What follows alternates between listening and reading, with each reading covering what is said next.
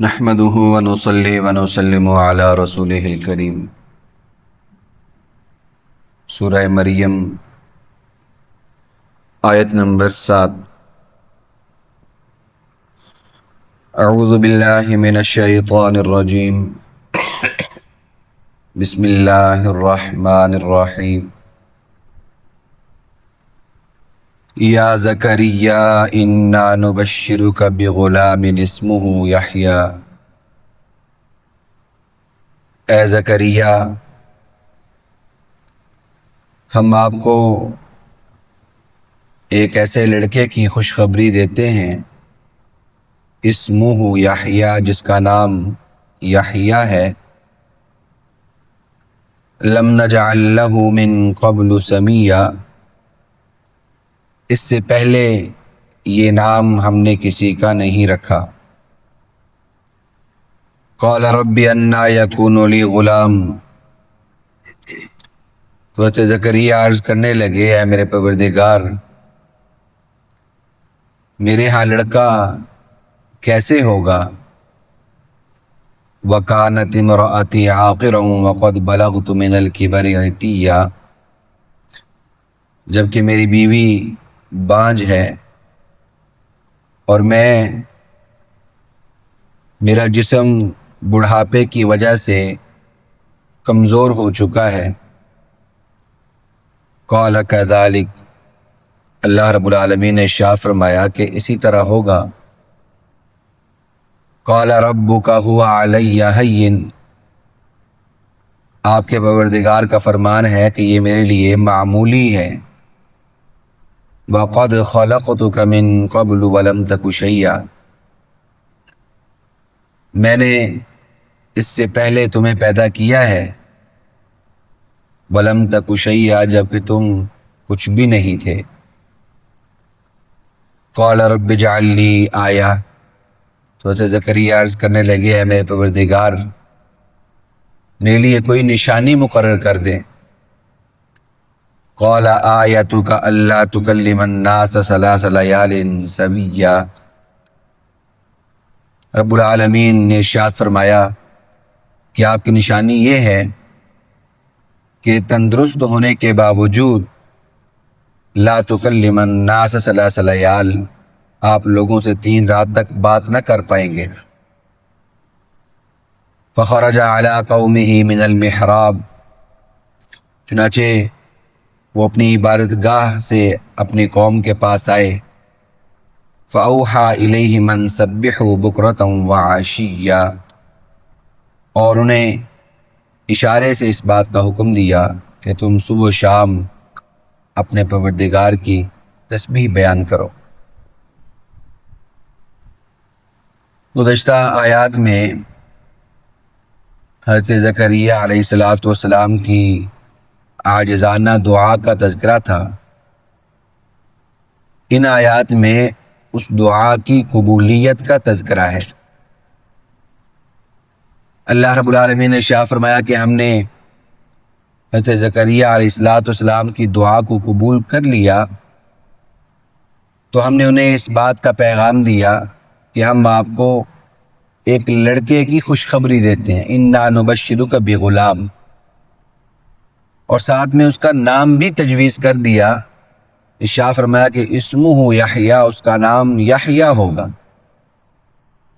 لم نجعل لہ من قبل سمیہ، اس سے پہلے ہم یہ نام کسی کا تجویز نہیں کر، ہم نے یہ نام کسی کا اس سے پہلے تجویز نہیں کی۔ یہ ایک ترجمہ ہے جس کو میں نے عرض کیا، کیونکہ یہ تفسیری مفہوم کے مطابق ایک مفہوم یہ ہے کہ سمیہ بمعنی نام ہی رہے، کہ جو یحییٰ نام ہے یہ آپ کے ہاں جو پیدا ہونے والے لڑکے ہیں ان کا نام ہوگا، اس سے پہلے آج تک ہم نے یہ نام کسی کا نہیں رکھا، یعنی لوگوں کا اس طرف خیال ہی نہیں گیا۔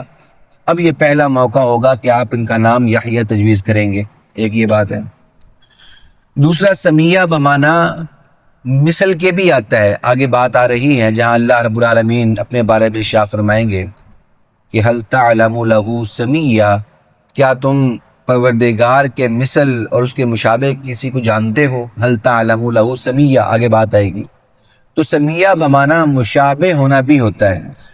تو اس صورت میں ترجمہ یہ ہوگا لم نجعل لہ من قبل سمیہ، کہ ہم نے ان کی مثل کسی اور کو نہیں بنایا.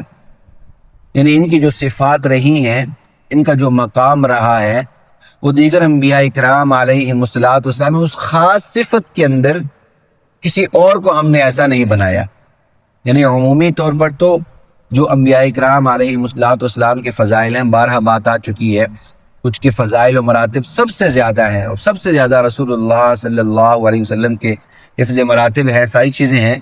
لیکن کسی خاص جزوی طور پر کسی چیز میں کسی کا ممتاز ہونا، یہ انبیاء اکرام علیہ السلام میں رہا.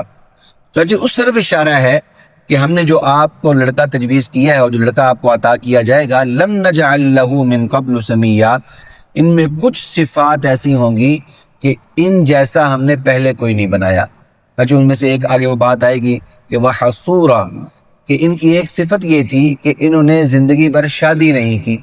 نفسانی جو خواہشات ہوتی ہیں ان سے یہ بالکل ان کو وہ خواہش پیدا ہی نہیں ہوئی، تو اس لحاظ سے خاص طور پہ اس کا تذکرہ کیا.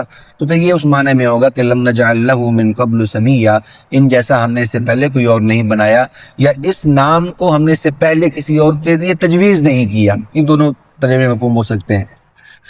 اب آگے جو مضمون آ رہا ہے، حضرت زکریا علیہ السلام نے عرض کی کہ رب کریم ٹھیک ہے یہ بات تو ہو گئی، لیکن انا یکون لی غلام، اب آپ یہ فرما دیں کہ یہ لڑکا ہوگا کیسے.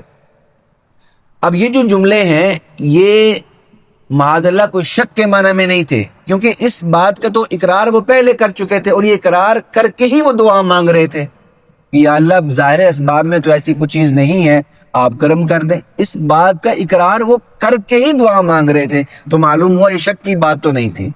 تو انا یکون کا مطلب یہ تھا کہ اس کی کیفیت کیا ہوگی. یہ معاملہ تو ہو کر رہے گا، جب آپ نے فرما دیا اب معاملہ تو ہو کر رہنا ہے، لیکن اب آپ یہ بھی فرما دیں کہ یہ معاملہ کس طور پر ہوگا.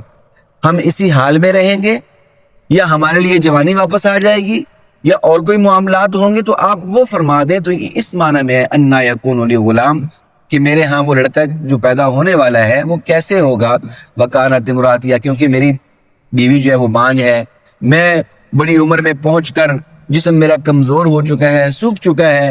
تو کس طور پر یہ معاملہ ہوگا؟ کیا ہم اسی حالت میں رہیں گے، یا ہماری حالت بدل جائے گی، یا کوئی اور معاملہ ہوگا؟ تو یقینی ہونے کے بعد اس کی کیفیت کے متعلق سوال ہے، اس وقوع کے متعلق سوال نہیں ہے. وقوع کے بارے میں یقین ہے، ہاں اس کی کیفیت کے بارے میں سوال کیا جا رہا ہے. قال کذالک، تو رب العالمین نے ارشاد فرمایا کہ بھائی جس حال میں آپ ہیں ایسے ہی معاملہ رہے گا، اسی حال میں ہی آپ کے ہاں لڑکا پیدا ہوگا. قال ربک، ہوا رہا یہ معاملہ کہ اسباب ساتھ نہیں دے رہے، اسباب اس چیز کا تقاضا نہیں کر رہے. فما ہوا علیہ ہین، یہ ہمارے لیے بہت آسان معمولی سی بات ہے، یہ معمول کے مطابق ہے. وقد خلقتک من قبل ولم تک شیئا، آپ اس بات میں غور کریں کہ اب تو پھر ظاہر اسباب کچھ نہ کچھ ہیں. ایک وقت وہ بھی تھا کہ لم تک شیئا، کوئی سبب کا وجود ہی نہیں تھا. یعنی یہ وہ معاملہ ہے جب حضرت آدم علیہ نبینا علیہ السلام کی تخلیق کی بات آئی، تو اس سے پہلے تو کوئی سبب ہی سرے سے نہیں ہے. وہ پہلی جب پیدائش ہو رہی ہے تو اس وقت تو ایک چیز کو آدم سے وجود میں لایا جا رہا ہے. تو آدم سے جب آپ کو وجود میں لایا جا چکا تو اب تو پھر کچھ نہ کچھ ظاہر اسباب موجود ہیں. تو وقد خلقتک من قبل ولم تک شیئا، لہذا کذالک، جس حال میں آپ ہیں ایسے ہی معاملات رہیں گے اور لڑکا پیدا ہوگا.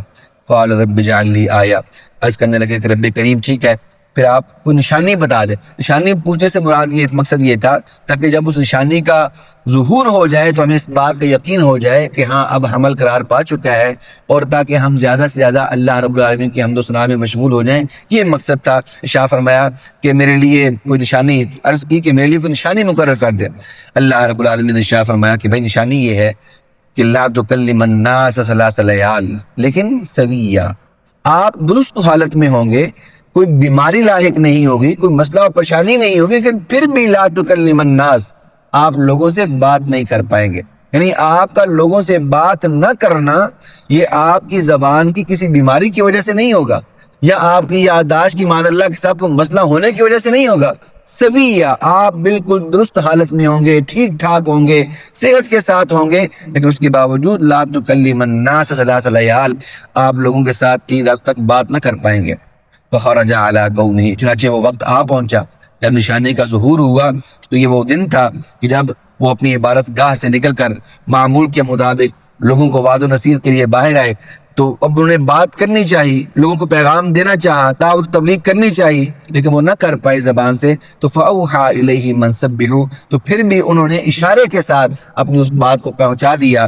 وہ ارشاد فرمایا کہ سبحوا بکرۃ وعشیہ، یہ تم رب العالمین کی، پروردگار عالم کی صبح و شام تسبیح بیان کرو، حمد و ثنا بیان کرو۔ اور یہ وہی مضمون ہے جو قرآن پاک میں بار بار آیا، اور جو پوری ان تعلیمات کی جان ہے کہ اللہ رب العالمین کی حمد و ثنا ہونی چاہیے، زبان کے ساتھ بھی، اعمال کے ساتھ بھی۔ نماز کا وجود، اسی طریقے سے حج و عمرہ کا وجود، یہ سارے کے سارے جو ہیں جہاں اللہ رب العالمین کے تذکرے ہیں عملی طور پر، تو وہاں زبانی کلامی طور پر بھی اللہ رب العالمین کے پروردگار کے تذکرے ہونے چاہیے۔ یا ایھا الذین آمنوا اذکروا اللہ ذکرا کثیرا، کہ اللہ رب العالمین کا کثرت سے تم ذکر کیا کرو۔ یہ بارہا مضمون آ چکا ہے۔ اللہ رب العالمین مجھے آپ کو تعلیمات اسلامیہ پہ عمل کی توفیق عطا فرمائے۔ وما علینا الا البلاغ المبین۔ الحمدللہ رب العالمین والصلاة والسلام علی سید الانبیاء والمرسلین۔ ربنا هب لنا من ازواجنا وذرياتنا قرة اعين واجعلنا للمتقين اماما۔ اللهم انا نسألك الصحة والعفة والامانة وحسن الخلق والرضا بالقدر۔ اللهم ارنا الحق حقا وارزقنا اتباعه وارنا الباطل باطلا وارزقنا اجتنابه۔